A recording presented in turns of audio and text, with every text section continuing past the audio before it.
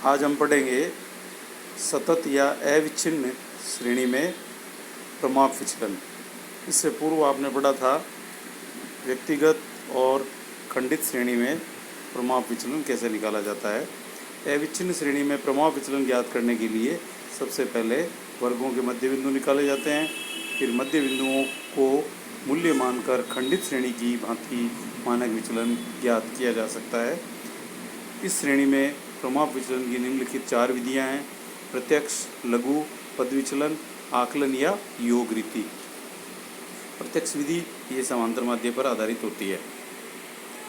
प्रत्यक्ष रीति के अनुसार समांतर माध्य निकाला जाएगा पहले, फिर प्रत्येक मध्य बिंदु में से माध्य घटाकर विचलन ज्ञात किए जाते हैं और शेष क्रियाएं जो है उसी प्रकार रहेंगी जैसा कि पूर्व श्रेणियों में थी। और फिर ये सूत्र लगाया जाएगा सिग्मा FD²/n। अब बात आती है दूसरे सूत्र की, लघु विधि की। लघु विधि में कल्पित माध्य से विचलन निकाला जाता है और फिर हम निम्न सूत्र का प्रयोग करेंगे। हम जनरली इसमें प्रथम सूत्र का ही प्रयोग करेंगे, √σ FDX²/n - सिग्मा FDX/n का होल स्क्वायर। मूल्य वर्ग रीति के अनुसार मध्य बिंदु x का डायरेक्ट प्रयोग करके भी जो है प्रमाप विचलन निकाला जा सकता है। इसका सूत्र इस प्रकार है, सिग्मा बराबर √σ x²f/n - सिग्मा fx/n का होल स्क्वायर। अब एक उदाहरण ले रहे हैं, इसमें प्रत्यक्ष और लघु विधि द्वारा प्रमाप विचलन और उसका गुणांक निकाला जाएगा। सेकम एक बंटन है। व्यक्तिगत तो सबसे पहले हम जो है संचयी आवर्तियों को साधारण अविच्छिन्न आवर्ती माला में बदलेंगे। इसको बदलने का तरीका ये रहेगा, 10 से कम 0 से 10, 70 से कम है तो अंतिम वर्ग होगा 60 से 70 और मध्य बिंदु इनका दोनों को जोड़कर सीमाओं को 2 का भाग दे दिया जाएगा। आवृत्ति किस प्रकार निकलेगी, ये संचयी आवृत्ति होती है, इसको घटाया जाएगा, जस्ट पहले वाली आवृत्ति घटा दी जाती है। प्रथम में 10 का 10 रहेगा। अंतिम अंदाज़ा लगाया जा सकता है 100 - 95 = 5। अब सबसे पहले जो है f और x को हम गुणा करेंगे, सिग्मा fx। इससे समांतर माध्य की गणना की जा सकती है। x बार बराबर सिग्मा fx बटा सिग्मा f 3100/100 = 31। अब जो है इसमें नेक्स्ट समांतर माध्य से विचलन निकाला जाएगा। प्रत्येक x में से 31 घटाने हैं। 5 में से 31 घटाए -26, 15 में से 31 घटाए -16 और इसी प्रकार। वर्ग किया है d का, धनात्मक हो गया, -26 -26 676। अब इसको f से इंटू करेंगे तो आएगा 10 × 676 6760 और फिर इसी प्रकार। अब हम इस कॉलम का योग कर लेते हैं, सिग्मा FD²। अब इसका सूत्र लगाया जाएगा √σ FD²/n 25400/100 बराबर √254 15.94। अब दूसरी विधि है लघु विधि। इससे भी प्रमाप विचलन निकालेंगे और सेम आएगा, आना भी है। तो मध्य बिंदु निकाल लिया, f निकाल लिया। इस बार हमने विचलन कल्पित माध्य चुना है 35, तो प्रत्येक में से 35 घटा दिया है। 5 में से 35 घटाए -30, 15 में से 35 घटाए -20 और आगे इसी प्रकार। फिर f और dx को गुणा किया जाएगा।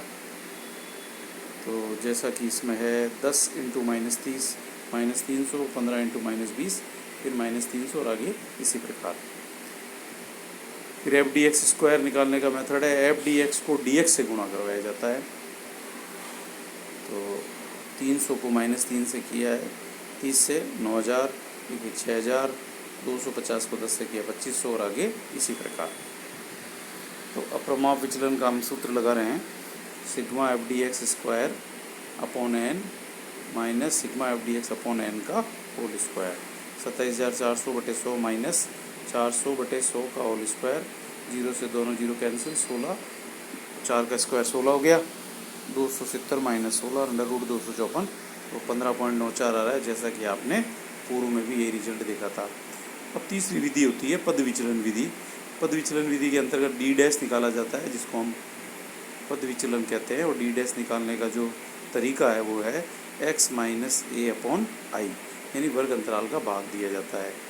एक समेशन मेथड और है जिसके अंदर संचय आवर्तियाँ बनाई जाती है पहली, और फिर F1 निकाला जाता है। फिर दूसरी संचयी आवृत्ति, फिर F2 निकाला जाता है और फिर ये जो सूत्र दिया है इसका प्रयोग करके और इसमें भी प्रभाव विचलन निकाल सकते हैं आप। और एक उदाहरण और ले रहे हैं, इस आंकड़ों से आपको प्रभाव विचलन निकालना है। बंटन का प्रकार ठीक वही है, से कम, 10 से कम, 20 से कम, अंतिम वर्ग होगा 70 से 80। बारंबारताएं जो है घटा करके निकाली जाएगी। अब आप गणना देखिए इसकी। सबसे पहले मध्य बिंदु ज्ञात करने के उपरांत बारंबारता ज्ञात होगी। कल्पित माध्य का चुनाव कर लिया है 35, सब में से 35 घटा दिए और आई का भाग देना है। 5 में से 35 घटाए 30 में 10 का भाग दिया -3। इसी प्रकार बढ़ते क्रम में है ये। f और dx का गुणा है 15 × -3 -45 और आगे इसी प्रकार। FD² कैसे निकालेंगे? FD' को D' से गुणा करेंगे, 45 × 3 135। तो सिग्मा बराबर आई की वैल्यू 10 है, √488/125 -2/125 का होल स्क्वायर। तो ये गणना की है, 2/125 की वैल्यू निकाल के इसका स्क्वायर किया है, ये सिग्मा की वैल्यू ज्ञात हो गई है। प्रभाव विचलन गुणांक का सूत्र है σ/x बार। दोनों का मान रख दिया और इसका मान निकाला जा सकता है। अब हम एक बंटन और ले रहे हैं जिसमें आपको 2 विधियां हैं, पद विचलन और आकलन रीति, समेशन मेथड, दोनों से प्रभाव विचलन ज्ञात करना है। तो देखिए, सबसे पहले जो बंटन है वो 1 से 5, 6 से 10 है। इसको हम समावेशी बंटन कहते हैं। इनका सबसे पहले आप मध्य मूल्य निकालेंगे। 5 और 1 6 में 2 का भाग दे दिया 3। आगे इसी प्रकार आवृत्तियाँ दी हुई है। पद विचलन सबसे पहले ए डिसाइड होगा, जो हमने किया है 18। अब इसके अंदर आई की जो वैल्यू है वो है 5। 3 में से 18 घटाए -15, -15 में 5 का भाग दिया तो -3। फिर इसी प्रकार 8 में से 18 घटाए -10, -10 में 5 का भाग दिया -2। वर्ग अंतराल 5 इसलिए है क्योंकि ये एक समावेशी विधि है और समावेशी बंटन जब होता है तो उसके अंदर जो वर्ग अंतराल निकालते हैं उसमें 1 बढ़ा दिया जाता है। अब FD का गुणा किया जा रहा है FD' का, -3 और 5 का -15। फिर स्क्वायर कैसे करेंगे? FD' को D' से इंटू करेंगे, स्क्वायर हो जाएगा। तो ये कोई कॉलम सब तैयार हो गए हैं। तो पद विचलन विधि के अब जो एक दूसरी विधि थी समेशन मेथड, उसके लिए कॉलम तैयार किया जा रहा है। पहली संचयी बारंबारता 5 का 5, 7 5 12, 12 और 18, 30 सामान्य जो आप निकालते हैं हमेशा माध्यिका की गणना में। दूसरी संचयी बारंबारता में इनको फिर जोड़ा जाएगा। 5 का 5, 12 और 5 17, 17 और 30 47 और इसी प्रकार। तो पहली संचयी बारंबारताओं की जोड़ है 336, दूसरी संचयी बारंबारता का योग है 940। अब आप सूत्र देखिए। सबसे पहले समांतर माध्य है, जैसा कि पूर्व अध्याय में आपने पढ़ा है, x बार बराबर a plus sigma FD' upon n into I, 18 plus -16/80 into 5। तो गणना करने पर आ रहा है 18 - 1 17। सिग्मा आई की वैल्यू 5 है, √136/80 -16/80 का होल स्क्वायर। 16/80 0.2 होता है, 0.2 का स्क्वायर 0.04। गणना करने पर आ रहा है 6.44। अब F1 का फॉर्मूला होता है प्रथम संचयी बारंबारताओं का योग बटा बारंबारताओं का योग 4.2। F2 द्वितीय संचयी आवृत्तियों का योग बटा सिग्मा F80। अब इसके अंदर जो सूत्र है वो इस प्रकार है। माध्य का तो ये है m - i into F1 - 1। m की वैल्यू 33 है, -5 इंटू 4.2 - 1। गणना करने पर आ रहा है 17। स्पेशली आप ये देखिए सिग्मा की वैल्यू कैसे निकालते हैं। इसमें i गुणा √2F1 - F1 का स्क्वायर। सभी मान रखने पर समांतर जो कल्पित माध्य प्रभाव विचलन आ रहा है 6.44।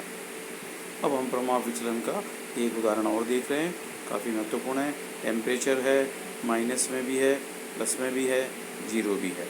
एक वर्गीकृत बंटन है जिसका वर्ग अंतराल 10 है। सबसे पहले मध्य बिंदु निकाला जाएगा। मध्य बिंदु आ रहा है -35, -25, अंत में 25।